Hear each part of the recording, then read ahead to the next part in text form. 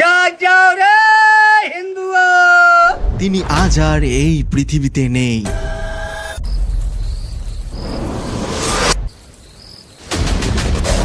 ইনি হলেন একজন অঘরী তান্ত্রিক নাগা সাধু। উজ্জয়নের শিপ্রা নদীর তীরে চক্রবর্তী মহা শ্মশানে এনার বাসস্থান ছিল। আর এনার জন্মের একটাই উদ্দেশ্য, सनातन धर्म की रक्षा करो, नसबंदी करो ना, सत्य सनातन आते।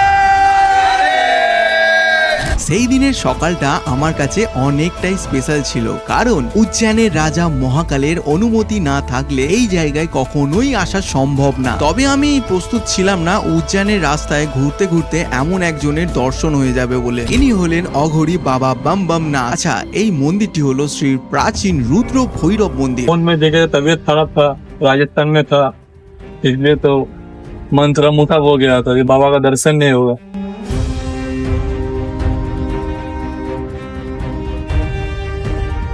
হাওড়া ভূতনাথ, ওখানে উনি বলে বাবা ভূতনাথের সেবক ছিল। ওখান থেকে বিগত কিছু বছর আগে থেকে এখানে সেবক হয়ে মহাকালের সেবাতে নিয়ে আছে। যাক, এই যে দর্শন পেয়েছি এটাই সৌভাগ্যের ব্যাপার, কেন শরীর খারাপ ছিল। এরকম দর্শন পাওয়াটাই হচ্ছে খুব ভাগ্যের দরকার। রাজস্থানে ইনি ছিল, শরীর খারাপ, প্রচন্ড শরীর খারাপ ছিল। এই যে দর্শন পেয়েছি এটাই অনেক ভগবানের অসীম কৃপা।